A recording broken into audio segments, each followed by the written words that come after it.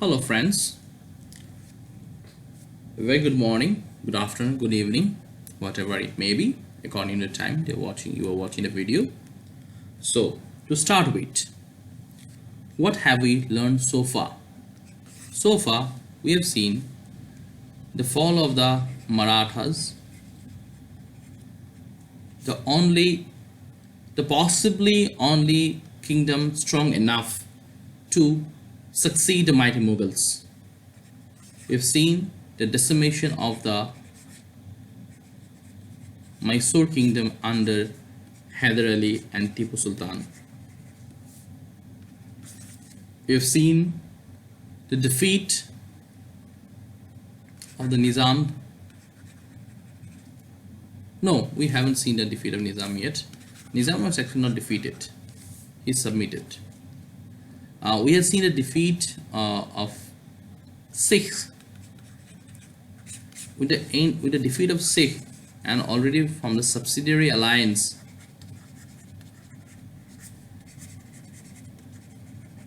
established by Arthur Wellesley. Much of the princely states of India went directly under the subjugation of the British East India Company. So these were the major powers: the Marathas, the Mysore, the Sikh. The Mysorean kingdom under Tipu Sultan was wrapped up by 1799. Marathas were wrapped up under 1819, 20 more years, and then we had a Sikh wrapped up in 1849. So we see 20 years and then 30 years. Overall 50 years. In a span of 50 years, the most powerful kingdoms of India were subjugated to the British East India Company. This is what we have seen so far. Of course, we will have to cover the Carnatic issue, the struggle for Carnatic, the battle, the siege of Arcot and everything at 1751, but that we will cover in a totally different lecture, because that is not directly linked to any of this. The rest of this, the Marathas, the Mysore and the Sikh, these were interrelated and they tend to follow a flow. Now, moving on. What is very interesting about was that many of these generals that used to come to India, being a member of the British East India Company, they used to belong to noble families. Noble families. So what was happening was that many of these, the leaders, the generals, the lieutenants of the British East India Company, they were from noble families, or at times not. So what they were doing once it comes to India, because India after 1757, 1858, this is 100 years. 1858 we will have Queen's Proclamation Act, or also called Act for the Betterment of India at 1858. So until this period, for this 100 years or 101 years roughly, this period was what we saw was exploitation of India socially, politically, economically. Economically was the worst, because socially this is the phase when many of the previously existing social evils in the Indian subcontinent, such as sati, child marriage, widow remarriage, this comes to an end. Like for widow remarriage, it starts happening, and much of this have to be, the credit have to be given to the various social reformers that have come at various times in the history, be it Swami Vivekananda, Dayanand Saraswati, Raja Ram Mohan Rai, Ishwar Chandra Vidyasagar, and most of these people were from the Bengal provinces. And it's very interesting that we'll notice in this entire phase that what India was thinking, Bengal would have taught it minimum 30-40 years earlier. So Bengal has always been the center of Renaissance in the entire Indian revolution and the independence struggle movement. We'll see various things coming up again and again from Bengal. Of course, later on, the things will start emanating from even from Delhi, Punjab, Maharashtra, Bombay, as it used to be called back then. Not much from South India, of course, because South Indians, they have their own. South India will have their own mutiny and own struggling against the British Empire. But nevertheless, now coming back to the point, these lieutenants, generals who used to come to India from England or United Kingdom, as they used to call it, Britain, they used to call it, to Indian subcontinent. Indian subcontinent was consistent of Pakistan, India, and present Bangladesh. So these generals used to come from here to India. They used to be the civil servants in India, and what they used to do, that they don't stay here for a lifetime. They come here, they stay here 5, 6, 7, 8 years, and then they go back to England. When they come here, they come as an officer, and when they go back to England, this is very interesting. When they go back as to England, they go back as nabobs. This was the title. Nabobs was what was called by the British or the English press when these officers, the civil servants or British East India Company, used to go back to to England. The reason primarily was that these people used to amass a whole lot of wealth. पेट भर के corruption करता था यहाँ पे, और इतना लूट ले लेता था कि when they used to go back, and once they go back, say suppose an officer comes from England to India, maybe he had been from a lower middle class family of the English society, लेकिन जब वो India में काम करता रहता था तो उसी दौरान he used to get money. उसका खुद का प्राइवेट ट्रेड होता था इन लोगों का, like the company is having their own trade, and these officers used to run their parallel trade, and over there they used to have their own agenda, their own corruption. और इतना घुसखोरी हो जाता था कि when they used to go back, the officer who comes from a lower middle class family from England, after returning from India permanently, he used to live in mansion. बड़े बड़े बंगलों में रहा करना शुरू कर दिया, कैसल में रहना शुरू हो गया इन लोगों का, ये इतना पैसा आ जाता था. So this is why the British press or the Britishers used to call this India returned British people as nabobs, so as to like nabobs, to emulate the nabobs. They were called nabobs in a very satiric manner. To make fun of these people, they used to be called nabobs. So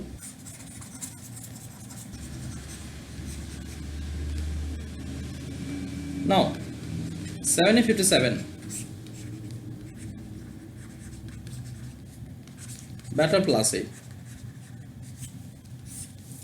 and from 1757 to 1764 till Battle of Buxar, they got the Diwani of 24 Parganas of Bengal, then they got Burdwan,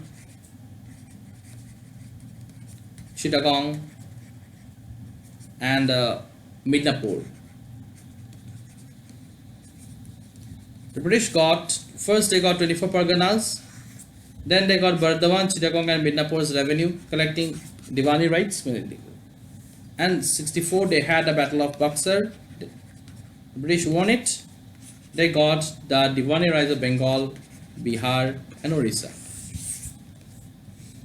Moreover, they got the power over Awadh. So these were the major places where revenue was generated. So, but corruption हर जगह था. ऐसा नहीं कि आज corruption है India में. Corruption have always been there, and corruption has been part of every regime of the world. कहीं थोड़ा कम होता है, थोड़ा कोई ज़्यादा होता है, लेकिन होता ज़रूर है.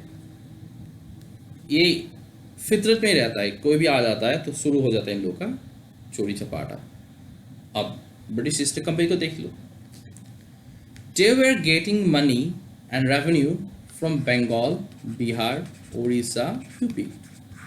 This entire Gangetic plain, the most fertile land, one of the most fertile lands on the earth, इतना revenue generate हो सकता है, and every officers that were coming to India and are going back to Britain after staying for 4, 5 years, 6, 7 years, they returned as nabobs. They had so much of money. They used to have big mansions in England, in Ireland, Scotland, everywhere. But what is interesting was that this British East India Company asked the British Parliament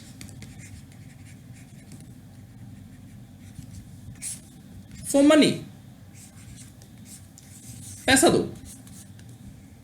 The British Parliament, the parliamentary MPs and local people of England were startled कि भाई तुम लोगों का जो officer जा रहा है वो तो आके यहाँ महले बना रहा है, बड़े बड़े मैंशन खरीद रहे हैं, आलीशान जिंदगी जी रहा है, बटलर रखे हुए हैं, और तुम लोग बता रहे ब्रिटिश ईस्ट इंडिया कंपनी के पास पैसा नहीं है, बैंक्रप्सी बोल रहे हो तुम लोग. British East India Company says we don't have money, give us money. The MPs asked them, how are these officers that are coming back from India having so much money and establishing so big mansions and houses? Now, this was the time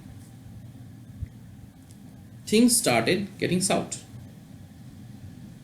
The Britishers were now sure, the British Parliament were now sure that this is the time, this is the high time we now need to have some regulation over this British East India Company, because the way they are going to a total mishap. Because remember, British East India Company is not a government company, it was actually a private organization backed by the British Parliament.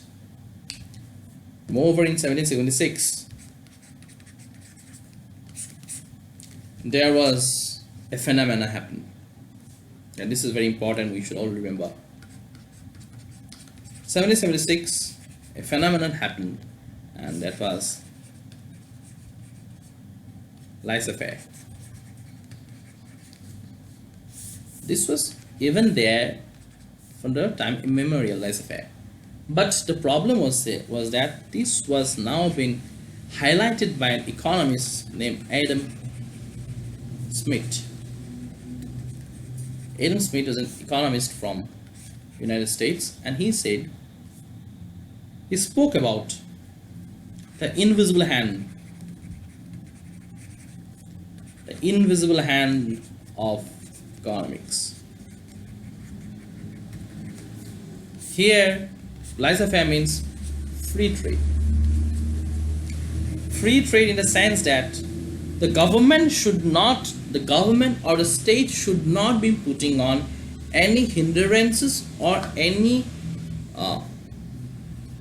regulations, anything. Laissez-faire asks for free trade, that is, the economy should be completely free, should be given a free hand in economics. Economics should not be regulated by the government. Economics should be left to the people, the entrepreneurs engaged in the economics. He says there's an invisible hand in economics. That invisible hand tends to care and mold the economy, and it tends to bring it back. If sometimes the economy slides down, this invisible hand tries to mold the economy and bring it back to the state that it was earlier.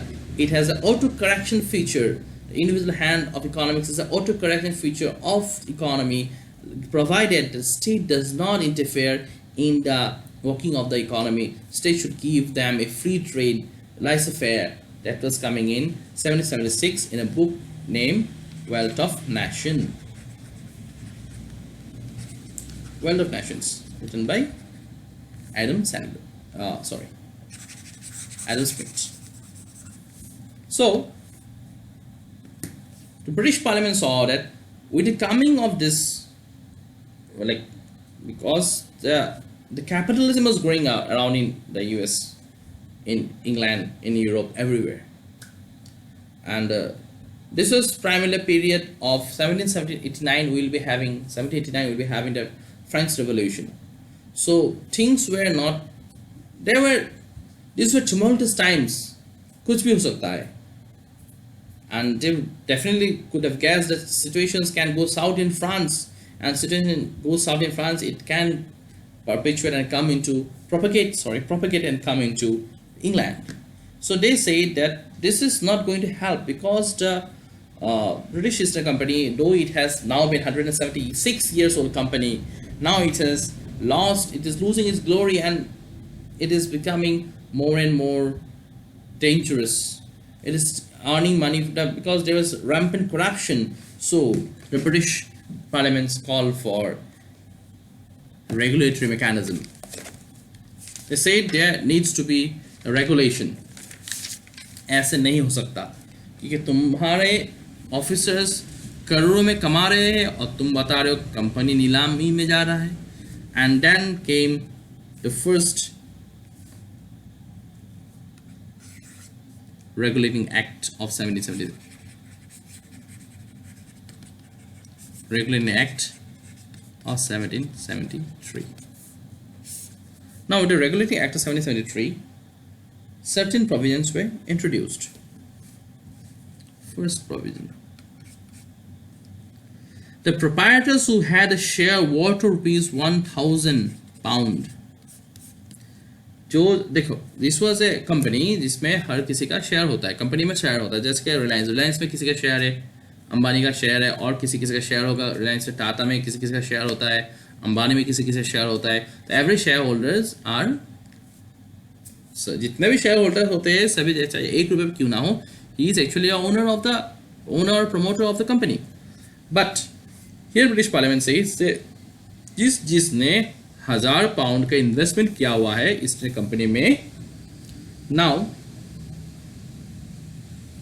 they would be electing 24 directors. 1000 rupees, 1000 pound का जिसका share holder है, they will be appointing 24 directors, and these directors will be called Court of Directors, COD.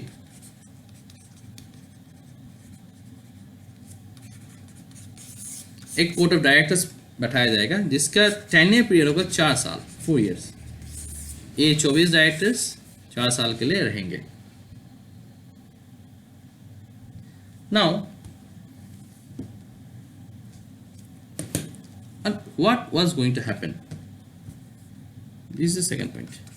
British East India Company, they will submit reports. कैसे हो गए? Annually. Or if the COD asks you a report though, so they have to submit reports. So they will submit reports to the COD. Now this COD used to submit these reports to the British Parliament. कि British east India company India में क्या काम कर रहा है, कैसा काम कर रहा है, करप्शन क्या है, पैसा कितना अर्निंग क्या आ रहा है, रेवेन्यूज कितने जनरेट हो रहे हैं, सब कुछ एक रिपोर्ट में होगा. और ये रिपोर्ट सीओडी को जाएगा, सीओडी से रिपोर्ट ब्रिटिश पार्लियामेंट आएगा, ब्रिटिश पार्लियामेंट ये रिपोर्ट प्रेजेंट करेंगे on the floor of the Parliament, and they will be having discussion over the report. And as such what will happen was that the British citizens would be aware of what the Britishers are doing in their colonies. कैसा कर रहा है, क्या कर रहा है. The British citizens will be aware of British East India Company's doings. So इससे क्या होता है? इससे ये होता है कि ट्रांसपेरेंसी बढ़ता है. ट्रांसपेरेंसी, अकाउंटेबिलिटी, ये दो वर्ल्ड बैंक का, now of course world bank का गुड गवर्नेंस का, world bank releases has a theme called good governance जिसमें 8 पॉइंट होते हैं, उसमें से 2 पॉइंट है transparency and accountability. This is what the Britishers went for, transparency and accountability in 1776. And look at us, look at our Lokpal and Lokayukta का हाल हो रखा है. This is 2020 and we are still thinking how to make our Lokpal and Lokayukt weaker. British 1773 they started a court of directors. That court of directors would be receiving the reports from the British East Company and would be putting up on the parliament. Parliament में debate होंगे, बात होंगे, discussions होंगे. जो normal public होते हैं, जो general public होते हैं ब्रिटेन का, उनको पता चलेगा कि ब्रिटिश ईस्ट कंपनी इंडिया में क्या कर रहा है, रायता क्या फैला रखा है, वहाँ पे फैला रखा है कि नहीं फैला रखा है, इतना पैसा कैसे आ रहा है इनके पास, कंपनी कहीं कैसे डूब रहा है. They know it. This brings in transparency. And then up till now there was the governor of Bengal. And this is a very significant phase. There used to be the governor of Bengal. जितने भी governors थे सब बंगाल के governors थे. The governor of Bengal was made the governor general of Bengal. Now governor general of Bengal, the terms and terminologies makes difference. Governor of Bengal, governor general of Bengal, there is a difference. Oh, sorry.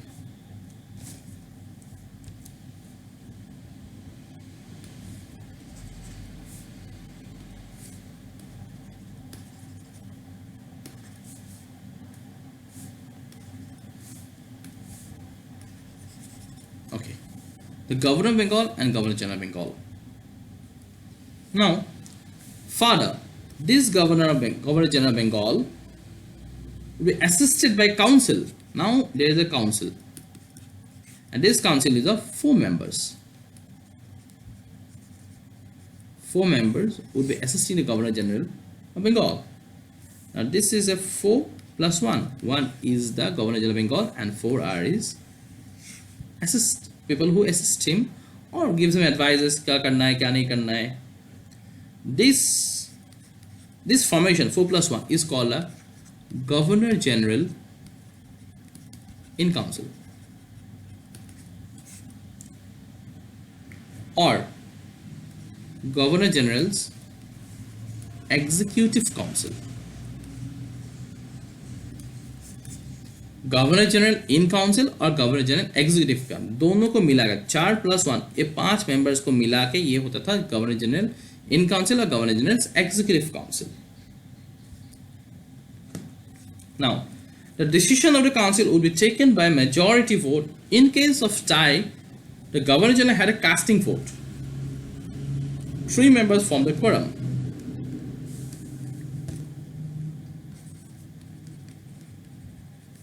Quorum 3 members. Now, question: what is quorum?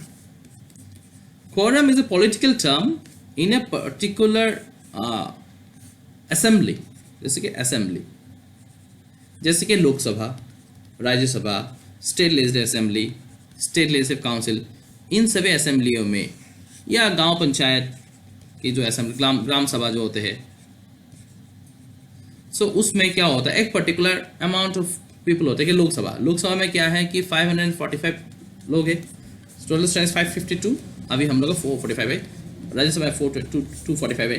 तो इसमें एक particular जैसे कि speakers बैठते हैं यहाँ पे और बाकी लोग बैठते हैं असेंबली में, तो जैसे स्पीकर आएंगे तो स्पीकर देखेंगे कि कितना बंदा प्रेजेंट है, एमपीज, एमएलएस, ग्राम सभा में द मेंबर्स कितने प्रेजेंट है. So there has to be particular minimum लोग होने चाहिए, कि ऐसा नहीं कि भाई 2 ही एमपी आया हुआ है और काम शुरू कर दो, थोड़ा ना ऐसा होगा. तो they have a particular minimum particular amount of strength of the house have to be present so that the house can function normally, and this minimum number of house representative that has to be there, be it legislative like Lok Sabha, Rajya Sabha, state legislative assembly, state legislative council, Gram Sabha, kuch bhi ho, the minimum number of the members that have to be present so that the house or the assembly can perform normally is called a quorum. Usually it is around 10% in modern day politics. अपने यहाँ 55 लोग अगर लोकसभा में आ गए members तो लोकसभा शुरू हो जाएगा. You can, the speaker can, of course it is the discretion of the speaker, but the speaker can start the functioning of the Lok Sabha, the day of the Lok Sabha with 55 members. इससे कम होगा तो speaker start नहीं करते. तो quorum चाहिए, quorum में these are conventions 29%. So the quorum was that 3 members. Governor general executive council में जब बैठक होगा 5 बंदा है तो 3 आ गए हैं मीटिंग में तो मीटिंग शुरू हो सकता है. उससे पहले ये लोग बैठे होंगे, शिकार वगैरह पी रहे होंगे, कुछ कर रहे होंगे. जैसे 3 आ गया, हाँ मीटिंग शुरू करो. So this is what happening. Now, the Governor General Council had some more powers over the Governor General of Bengal. देखिए, तो बात क्या है कि बंगाल तो है ही है, साथ में बॉम्बे भी है, वहां भी गवर्नर है, और एक गवर्नर मद्रास का भी है. तो इस एक्ट ने ये बता दिया कि governor general Bengal is more powerful than the governor of Bombay and Madras. Bombay and Madras से गवर्नर जनरल बंगाल थोड़ा ज़्यादा पावरफुल है. कुछ मैटर्स में, स्पेसिफिक मैटर्स में इनका पावर ज़्यादा रहता है. And that is why he is called governor general. सभी गवर्नर्स का वो जनरल है, is the governor general of Bengal. A Supreme Court was established in Calcutta, 1774. It had a strength. There was Chief Justice and 3 subordinate justice. 4-member strength था. अभी हम लोग का strength 31 था, लेकिन recently it has been increased. Like Supreme Court of India, strength was 31, but now it has been increased around, I suppose, on 34, 35. So what we see here, first of all, the COD is formed. COD's responsibility was to take the report from the East India Company and give the report to British Parliament. British Parliament में बहस होता है, बात होता है, and then the British Parliament gives it for a public opinion. लोगों को पता चलता है कि British East India Company क्या कर रहा है इंडिया में. First of all, so the British East India Company was made transparent. The Governor General of Bengal, the Governor of Bengal was made the Governor General of Bengal, and he was made more powerful than the governors of Bengal and Madras, and that is why he is called a Governor General. 3 general governors के वो general थे, सबसे powerful governor वही थे, तो governor of Bengal. Basically because Bengal was a very big province, and it was giving much more revenue than Bengal and Bombay and Madras, basically. And then he was now to be assisted by a 4-member team, and that the entire group, the 4-member team and the Governor General was now called a Governor General in Council or Governor General's Executive Council. बाद में इसी council में Indians को घुसने के लिए बहुत मारपीट होने वाला है. Will see that. ब्रिटिश चाहता नहीं कि इंडिया घुसे, इंडियंस घुसे, और इंडियंस को चाहिए वहाँ पे घुसना. And finally 1904 model military reforms आता है, जिसमें सत्येंद्र सिन्हा को was the first man to be inducted, first Indian to be inducted into the Viceroy Executive Council, and then the more and more people get inducted. Indians get inducted into the Executive Council. And then the Supreme Court was established in 1734 at Calcutta. Remember, Supreme Court was not in Delhi. The Supreme Court that we have in Delhi is not the one we are speaking of. There was a Supreme Court in Calcutta. इसमें बहुत से reforms आने वाला है, like सदर निज़ाम भी ज़्यादा आएगा, बहुत सारे, like Warren Hastings, Lord Cornwallis, बहुत सारे आएंगे, बहुत चेंज करने वाले हैं. पूरी की पूरी जुडिशियल सिस्टम को बहुत बार तोड़ मरोड़ के चेंज किया जाएगा. तो we don't need to go into the details कि क्या किया गया, क्या नहीं हुआ. कभी क्रिमिनल्स को हटा दिया, क्रिमिनल जस्टिस हटा दिया, कभी सिविल के अंडर ले आया, कभी डिप्टी कमिश्नर या डीएम के अंडर ले गया, कभी एसपी के अंडर ले आया. There was a time when the superintendent of police was totally abolished. तो बहुत सारे होंगे, we don't need to go into the details of much of the thing. So this were the main points regarding the regulating act 1733. इसी में खत्म नहीं हुए. See, these people, Britishers, were very cunning people. They no wonder the sun never sat on the British Empire. They were very efficient people. They weren't very efficient. They were not. हम लोग की तरह नहीं थे कि हाँ हो गया आप सो जाओ. No. यहाँ हम लोग देखे, look at us.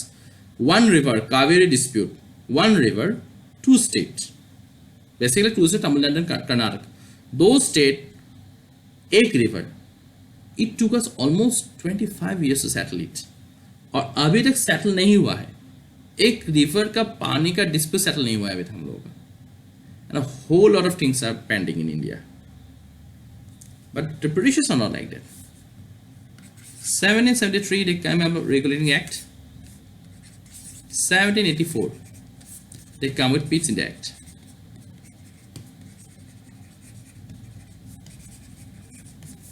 What does Peace in the Act do? 1773 में they said COD, Code of Directors. इसमें they say BOC, board of control.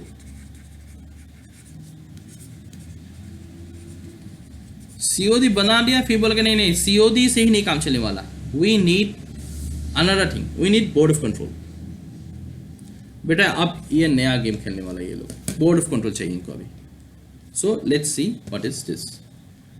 Now this act provided for the establishment of a board of control. Like the board of control comprises 6 members. The BOC, it is 6 members.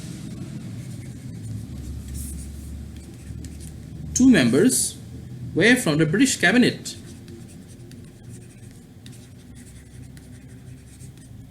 And 4 members were from the Privy Council. The Privy Council used to be a house or a representative people, the peer group. It's actually, it was basically a peer group of the English king. So there, यहाँ लोग होते थे जो राजा होते थे, crown होते हैं, उसको सलाह देने के लिए रहते थे privy council. So basically these were the nobles and the high class people used to be part of this private council. And then they had a British cabinet. Now this is for the first time that we see the direct involvement of British Parliament. The British Parliament was directly, we see this, the British Parliament was directly trying to control the working of the East India Company through the British cabinet. Now BOC and COD दो क्या करने वाले हैं? The BOC would be responsible for all the administrative functions and COD would be in charge of all the commercial functions of the British government of India.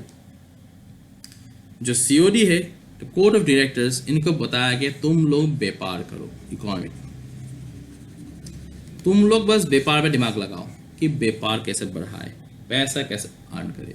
और board of control through the British cabinet and the Privy Council, this is basically the direct British ruling coming into the act now. Company के हाथ में बस रख दिया economy, polity part ले लिया private counsel और ब्रिटिश कैबिनेट ने, that is BOC. BOC said all the administrative functions, the administration, the military, the police, everything came under BOC, Board of Control. And COD's work was only restricted to the economic terms, trade. इसी में वो लोग नहीं रुके. Then they went on and said the Governor General in Council, the Governor General in Council would have more power. Now what is the Governor General Council? The Governor General Council is the Governor General of Bengal plus those 4 people, advisors. They would have more power in matters of war, diplomacy and revenue over Bombay and Madras. 1773 में बताया गया था कि governor general Bengal का ज़्यादा power होगा, लेकिन it is not clear, it is ambiguous. तो इसमें क्लियर कर दिया, 10 साल के बाद क्लियर कर दिया, वार, डिप्लोमेसी एंड रेवेन्यू. लड़ाई होने वाला है कंट्री के अंदर तो गवर्नर जनरल ऑफ बंगाल ही डिसाइड करेगा. डिप्लोमेसी होगा तो वही होगा. Like if they have to go for diplomacy, like talk with Afghans or Sikh, because Sikh was not yet a part, so किसी का बात करना होगा तो गवर्नर जनरल बंगाल की तरह है. किसी, this is coming 1784. 1784 में we are still fighting the second Anglo-Mysore war. Remember, 1782 Treaty of Salbai fix ही हुआ है बस. Salbai, Treaty of Salbai just happened with the Marathas. Marathas ने agree किया, 1782 में Marathas ने agree किया कि they will help the British against the war with Tipu और Haider Ali. 1784 they are fighting with Tipu Sultan and Haider Ali. well इससे पहले चल रहा है यहाँ पे. So everything is not clear, but now the war, but there have been, देखिए बहुत सारे across India there are so many wars going on and no one was exactly sure, because जैसे कि मराठास के जो प्रॉब्लम हो रहे थे ना, उसमें the local governor of Bengal, the governor of Bombay was involved. And they had settled different treaties. They have settled different treaties with the Marathas. But all these treaties were making so much confusion and noise in the subcontinent. So that is why the British India Act came and they said the war decisions could be hona. The final decision of war have to be taken by the Governor General of Bengal. That is Governor General in Council. That is what they were doing, the centralizing. They centralize the decision making कि war का decision making centralized होगा. Governor general of Bengal जो decision लेगा वही होगा, नहीं तो हर कुछ डिसीजन लेता रहेगा और फायदा कुछ नहीं हो रहा है, कन्फ्यूजन होगा। डिप्लोमेसी सी जैसे ही शुरू हुआ, सब्सिडी अभी तक आया भी नहीं है, जैसे ही देखा कि the time is ripe in India to take on enter India, immediately British Parliament started with a act, Peace and Act, and gave exclusive power, centralized power to their governor of Bengal. Look how focused these people were. 1800 में subsidy alliance आएगा, उससे पहले they have made things clear कि war decisions governor of Bengal ही लेगा। Diplomacy करना होगा किसी भी कंट्री के साथ, always diplomacy are going on. Nizam को हाथ ले लेगा, मराठास को ले आएगा टिप्पू के against, all this diplomacy that will be happening because of this act. This act gives the absolute power to governor of Bengal कि you go for diplomacy, you go and talk with Nizam and talk with Marathas and God knows whom to fight against Tipu. तो governor general के पास आ गया power, diplomacy power. Revenue was at his disposal, he could generate revenue, जितना चाहे उतना बढ़ा सकता है, जितना चाहे कम कर सकता है। बॉम्बे के रेवेन्यू वो बढ़ा सकता था, and he could extract the revenue and transfer the money anywhere he wanted कि हाँ यहाँ लड़ाई हो रहा है तो यहाँ push the money in that place, give them more money. Decision became centralise. 3 most important decision, war, revenue, diplomacy, ये तीनों चाहिए होता है किसी भी जगह में अपना स्थिति काबू करने के लिए। और British parliament give the governor of Bengal absolute power, clarity दे दिया कि हाँ क्लियर हो, तुम जो करना है करो, यू हैव द क्लियरिटी, जाओ। So this is what was needed. And third was the governor general in council का जो स्ट्रक्चर था 4+1, now that was decrease to 3+1।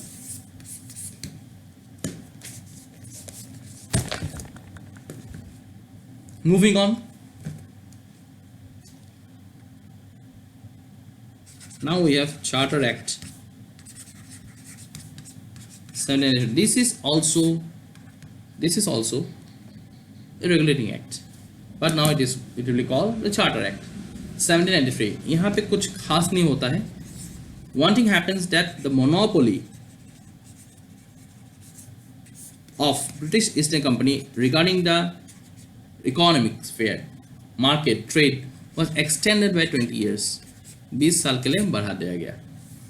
And governor general को वीटो पावर दे दिया गया। पहले we knew that he had to have a casting vote. He had a casting vote in 1773. He had a casting vote. They had to take the decision by majority. 1773 के act में majority था। Out of 5 they had to have a 3:2 minimum, 3:2 में minimum मिलना होगा decision लेने के लिए। But now the governor general has the veto power कि तीनों एक तरफ है और जनरल एक तरफ है, he could even veto, overriding power दे दिया गया था। एंड देन बताया गया कि जो बोर्ड ऑफ कंट्रोल बैठे हुए हैं ना इंग्लैंड में, उनका तनख्वाह ब्रिटिश एक्सचेकर से नहीं जाएगा, paid from Indian revenue.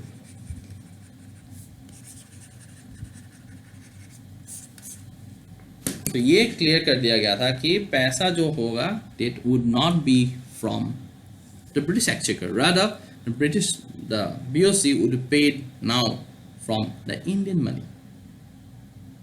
So this was putting, अब 6 बंदे का पैसा पे करना हो रहा है, this would be very huge amount. अभी तो हमको लग रहा है कि क्या 6 ही बंदे का पैसा पे करना होता है। Let us remind this because the amount that they used to pay was obnoxious. There's obnoxious amount of payment that was done to these people. So then we come to Charter Act 1813. अब 1793 में 20 साल के लिए monopoly extend किया गया था। The monopoly was extended for 20 years. Now this is how the game changes. अभी क्या हुआ? The monopoly British East India Company.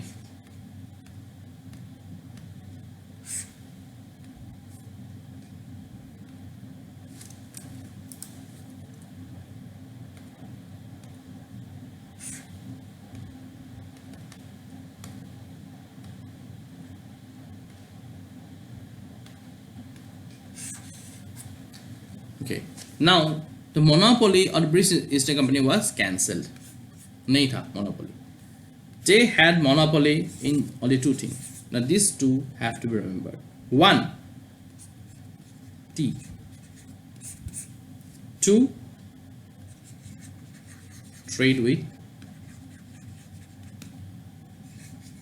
China.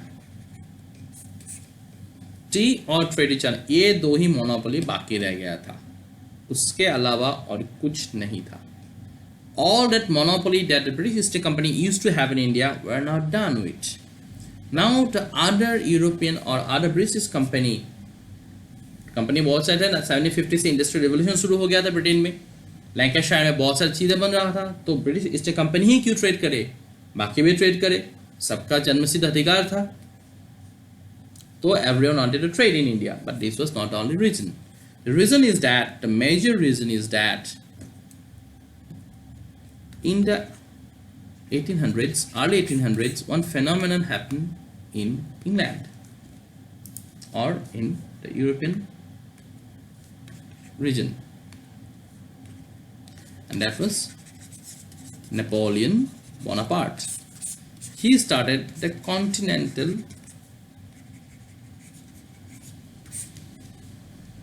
policy. Continental policy.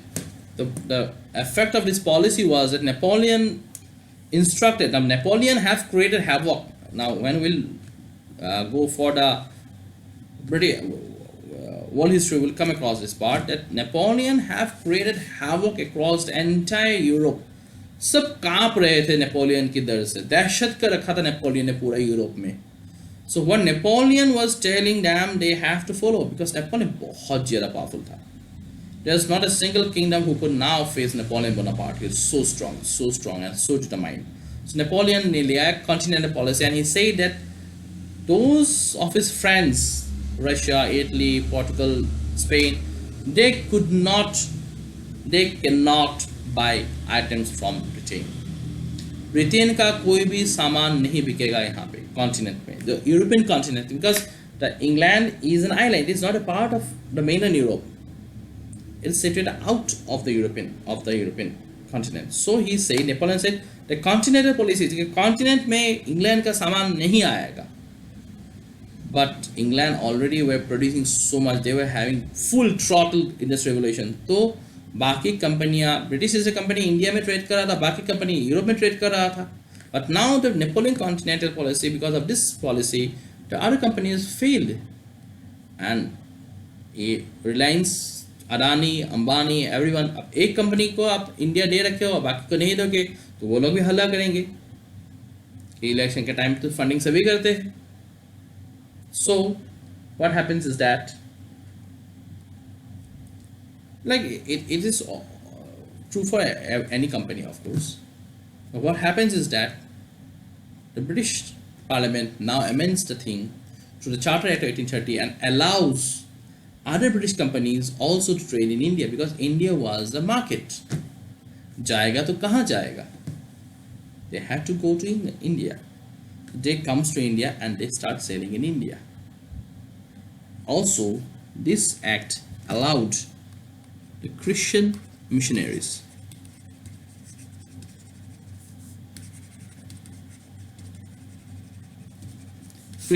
were allowed in India, provided the Board of Control or the COD gave them permission to do their work in India. And this was the most important part of this.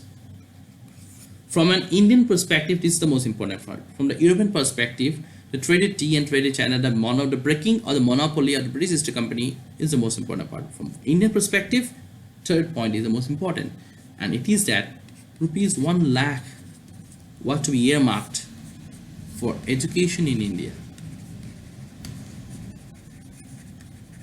This is a remarkable thing that is happening. The company's government should spend 1 lakh rupees annually in promoting education in British India, and this will later on lead to the Oriental Anglist controversy. कि oriental मतलब eastern, एंग्लिश मतलब western. The British ruling class gets divided or the scholars gets divided कि India में अब 1 लाख रुपए तो खर्च करना है, लेकिन पढ़ाएंगे क्या? Western literature, western philosophy, western mathematics, और ईस्टर्न लिटरेचर और oriental literature, Sanskrit, Persian, Urdu, Arabic, क्या पढ़ाएं? So there was this confusion कि क्या पढ़ाना है. And then comes Macaulay.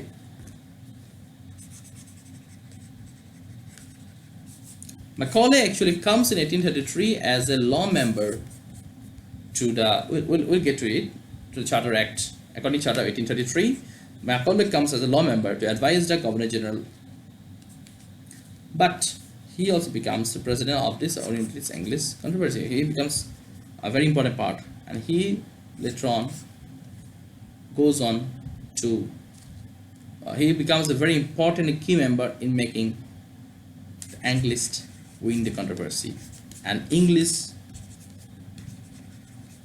becomes the lingua franca of India. And this is the reason India speaks English and not Portuguese or Spanish or something else. Or this is the reason that most of us don't know our original languages, don't know to write 1 to 3 in our original languages. Be anyone, most of the people from any part of India doesn't know to write, or at least they're confused while they're writing the numerals in their own language.